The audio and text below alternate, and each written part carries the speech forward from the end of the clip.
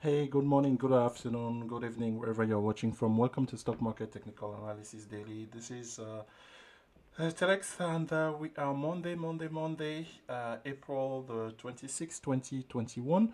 The main item this week is definitely the number of earnings, the slew of earnings that are bound to be coming. So we will be taking a look at all of those throughout the week.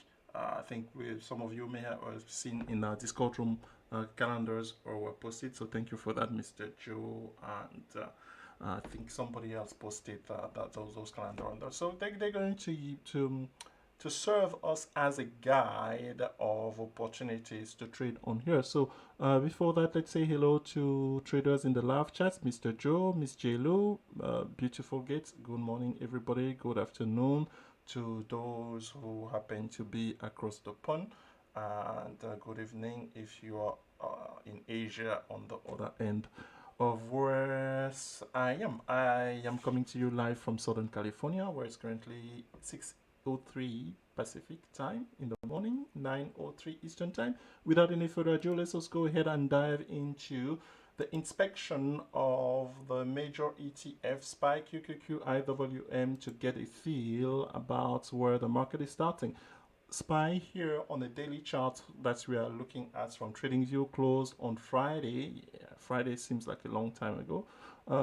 At 416.72, currently showing 416.89, so relatively flat on the plus 0.4%, not that much. In terms of overall direction, the chart is trading above the closest resistance, which is the EMA 8, the yellow line on here, as you are used to by now. So the previous high on here was posted. Actually, it was Friday, because the previous high prior to that was 417.91. On Friday, SPY went into this melt up run, just higher highs throughout the day until the last 30. Was it the last 30 minutes? Let me put in the 15-minute chart.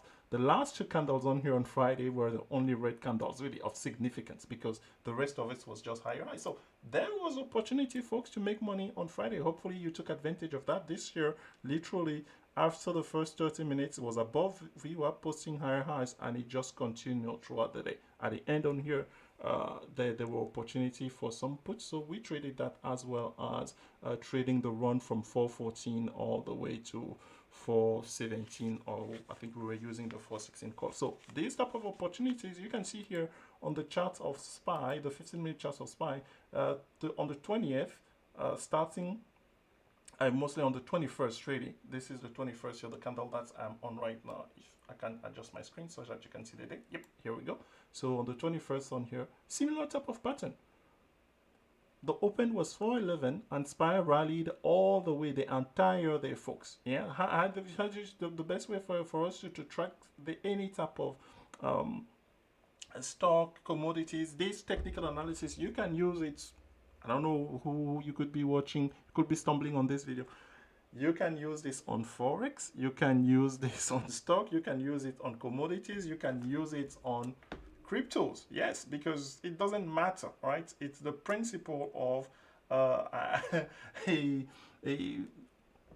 a trading variable having support and tracking directionally. So those principles, they are for any type of trader who believes in technical analysis. So those were the opportunities on here on the 21st, and then on the 23rd on SPY. I mean, on the 22nd, there was this huge crazy 45 minutes throughout, actually almost an hour, where it just dipped. But SPY has been moving. We expect typically here that the end of the month will bring in a lot of volatility. Obviously, the earnings, yes, there are plenty of them. What else? I believe on Wednesday, the Fed will be talking again. So that's, if by now you don't know, Fed definitely bring volatility. So the market as of now, SPY, QQQ, we haven't shown you QQQ, but let's take the opportunity to do that. They're starting relatively flat, but it's really, we could just interpret this as the calm before the storm, because at the current level where we are, I mean, pretty for all intents and purposes, right? Both SPY and QQ, they're trading at all-time high, and we will have a slew of earnings this week regarding QQQ in the likes of. Let me just give you a few dates on here. Who start the well, Tesla obviously after hours. So Tesla already in pre-market. What is Tesla doing in pre-markets today? I believe it was one of the headlines because there are not that many. Yeah, Tesla is up 1.70%. When I say 1 point, you may read just. Yeah, because I mean that's equivalent of 12 points on Tesla. That's not much of a move for a $700 stock, right? So it's anybody guess what Tesla is going to do. As a matter of fact, let's just do this. Let me conclude with the ETF. So here's QQQ starting flat. The other one that we want to take a look at is the Russell 2K IWM. If our screen will abide, and this is daily chart. Well, remember how last week we were talking about, okay, IWM has to give us a direction. Finally managed to close above 225, which hasn't done that. It has not closed above 225 since March the 19th, folks. Yeah. So IWM is still on watch for us because as of now, is it breaking out of this range on here, and the exponential moving average 8 period recent momentum, it's definitely, instead of being flat here, it was declining, right? It has been declining since, let's say, mid-March when we hit that previous high of 234, and since then it came down all the way to 210 and then recovered a little bit, but from, let's say, most of April, IWM failed to give us a direction. There's no hiding for IWM this week.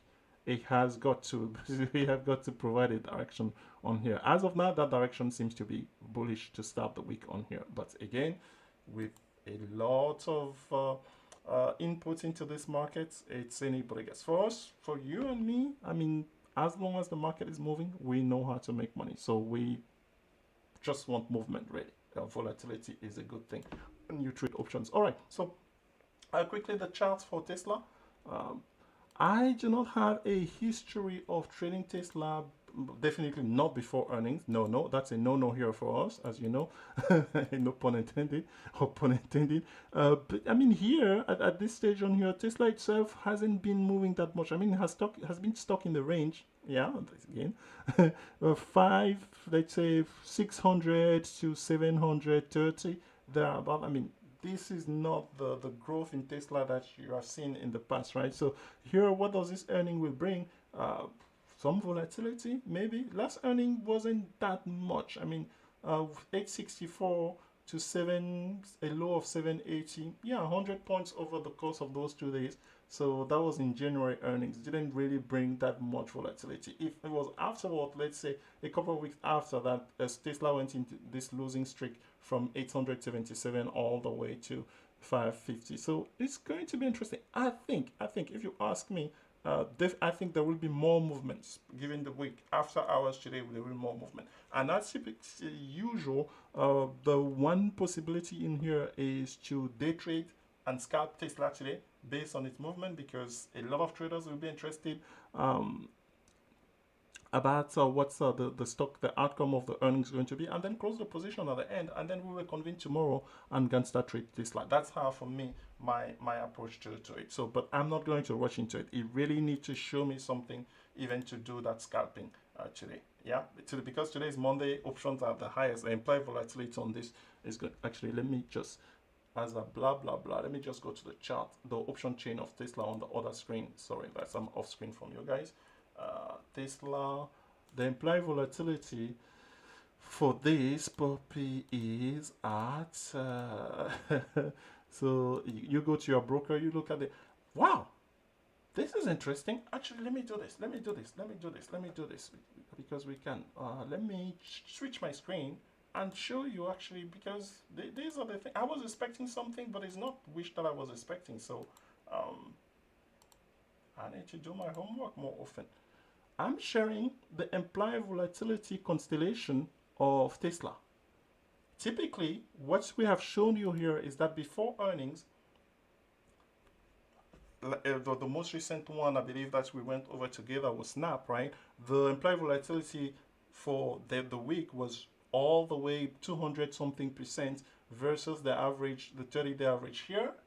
That's unless something is wrong on here. Meaning, what does this mean, folks? Meaning that the market makers are not anticipating a big move after earning. That's what this means, right? That because they know. They know more than you and me, definitely. So here we are looking at the option chain. Let's say we go to the 800 tab, yeah, to make money. Well, I mean, some people they trade contracts of Tesla at $12, meaning one contract for 1,000. No, I'm not that type of trader. Yeah, trust me. So for me, see this type of stock, you know where our range will be something. Let's say in this screen that you're seeing here, we're looking at the calls, 900, 850 and above. Yeah, the implied volatility there is only 70%, folks. What does this mean? This is teaching opportunity here. When you see a low implied volatility before earnings or any time for that matter, that means that if the stock is to make a big move, then the payout is going to be much bigger. So as of now, the implied volatility here on Tesla, surprisingly, so for our education, I will encourage you to capture the screen, watch this video, the screen, and learn from it, and save this somewhere for future earnings on Tesla to be able to see, okay, implied volatility at this type of historical level on here. I mean, you can go even in the 750s. Look at the 750, the implied volatility is in the 70s, but I mean, the options are super expensive. Yeah, rarely do you see that, hey, an option 750 is out of the money, but that option is costing $20 as of last Friday. Amazing. Yeah, so that's Tesla on there very quickly. So for us, let's switch back and maybe give you another preview of other stock with earnings this week, so that you can prepare yourself. So again, for those in our Discord room, I think a couple of Mr. Joe and another trader posted the calendar of the big one. So we have Tesla after hours. Who else after hours on here or worth of interest? Not much, but tomorrow before market open, UPS, 3M, Lilly, Raytheon, BP, Waste Management, and Cornings, not just to name a few. After hours is where the big boys start. Well, the big boys, so to speak. AMD, tomorrow after hours, meaning for us, opportunity to trade, day trade, gangster trade on Wednesday. So AMD after hours tomorrow, Microsoft, Pinterest, Alphabet, Visa, just those five, and Texas Instrument. Then Boeing pre-market on Wednesday morning, Boeing, Shopify, Spotify. I always got those two confused. Don't confuse the two, folks. One is over $1,000, the other one it's high, but not that much. Teva, Yum, just to name a few, and then Wednesday after hours. That's really where. All right, so here's the lineup Wednesday after hours. I'm sure some of you will be excited about that. Apple, you know how many people love Apple, trading Apple stock. Facebook, Qualcomm, just those three, they definitely will bring the enough to impact to the indexes. And then Thursday morning, Caterpillar, McDonald, Merck's, Bristol Myers, Altria. After hours Thursday, a big, the big four. Aftermarket Thursday, for us to trade on Friday is going to be, which one do we pick? So here's the lineup for you. After hours Thursday, Amazon, Neo, Twitter, Western Digital. Just I say less. I say less. So this is just by this lineup, folks. This is the week of opportunity. Week 1 of 3 of many opportunities for us to take advantage of movement after earnings have been declared on some of those stocks. So just keep that in mind and start planning how you will go about attacking them, because we will have choices to make based on which, well, first of all, the potential movement that we are to observe, and then decide which one we trade the most. For us, what's going to be helping us is, as usual, this earning quant analysis documents, because on that day I will be showing you that, okay, this stock is historically tends to move 3 days after it's earning more than the other one does. I'm making the decision to go that one. There is no right or wrong on here. which how we go about picking them. You just, whatever is moving the most is what's we trade. That's one of our thing here. You ask me what's your favorite stock, I'm gonna look at you on Smart and say whichever one is moving the fastest on that day, on that week, on that month. That's the whole idea about the stock market. It moves, we trade it. Simple as that. All right, here I switched screen on here on us to take a look at some other movers this morning. Let's see. GSX. This is a stock that one of the traders I remember a while back talk about its chart. Look at this chart. I mean, this stock was trading February time frame $140. How would you like it at $31 since the end of March, April? So this morning, obviously at that price, being up 17% is like small change for those who may have bought this stock. It was above 100 for a full month. So I'm sure a lot of people, how do they call it? In stock market, they call it holding the bag. When you buy a stock at a very high price and then it drops and you're still holding those shares, that's with a huge loss on them. All right, so the usual suspects on here, Marathon Digital Holding, MARA. It's gapping this morning, but I mean, Mara does gap pretty much. On a given week or 5 days trading, Mara will gap. We don't. There is no telling the direction, but it will gap. I mean, three out of 5 times. So along with it, riots on here. So riots.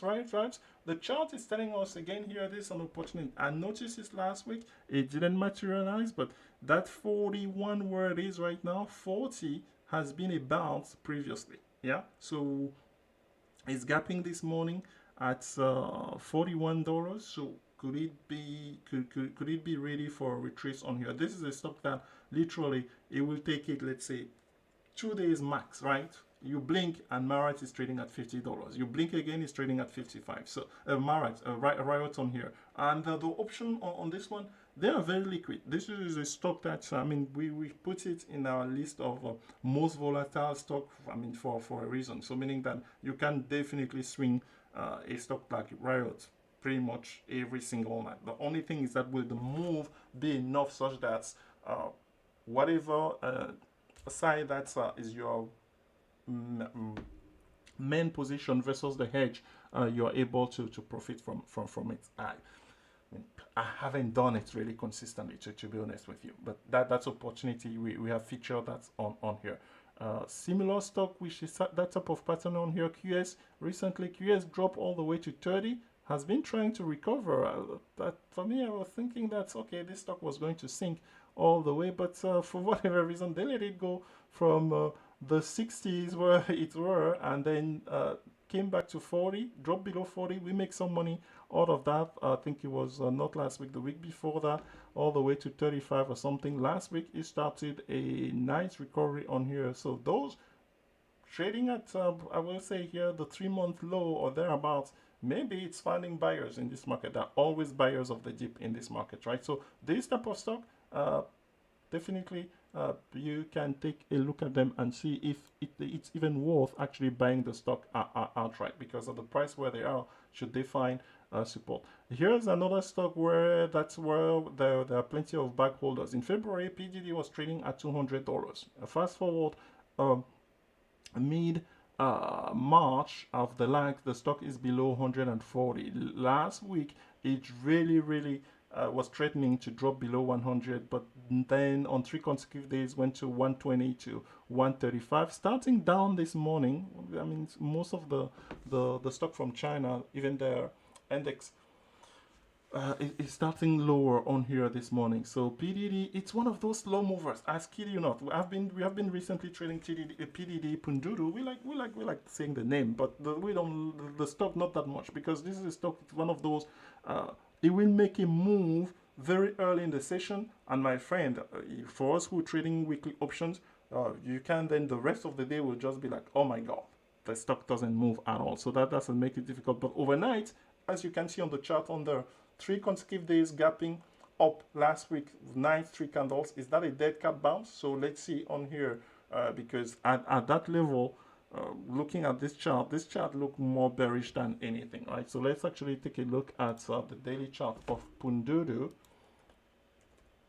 Pindodo, easier said than. So here's the daily chart of Pindodo. Wow. There's this huge gap here that they refused to fill last time, all right? So the market makers, so when was this? This was on Wednesday. It opened at 124, went as low as 122.97. Yeah, but then there is this gap. This gap dating back from the earnings of November the 20th. They didn't. This is the second time now. The previous time was was it March the 5th? This is March the 25th. So this stock to me has a series of lows here. So the previous low here 136, and then we came back. Now we posted 121.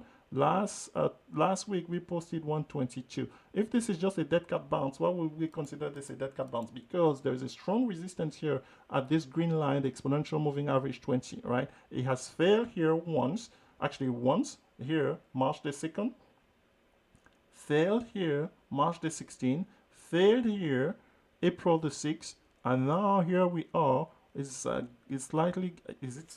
I don't know, with TradingView is saying that it's gapping up. I'm not so sure about that. I think this stock is gapping down. Yeah, this stock is gapping down minus 2%, as we saw on the FinViz. So it's currently going for 135.80 after that 130, almost touching 140 on Friday. So it was a nice bounce. I mean, if you bought the dip on here, as is known in the market, from 122 to 140, you make some good money on this option. But I mean, look at this on here. It's just this sideways for 1, 2, 3, 4, 5, 6, 7, 8 days, then 2 candles, and then this. So it will be interesting on here. Let's keep an eye on Pindodo, because there is a gap to be filled. These market makers, we don't know when they're going to do that. So that gap is all the way to 110, folks. Yeah, and right prior to that, support the next. I mean, if a stock is going down and reach 110, you know the next closest round number is 100. So let's see on here. It's not. I'm not suggesting that it's doing that as of now. I'm just noticing that, hey, it's about to be rejected again at the exponential moving average 20 here, the green line. All right.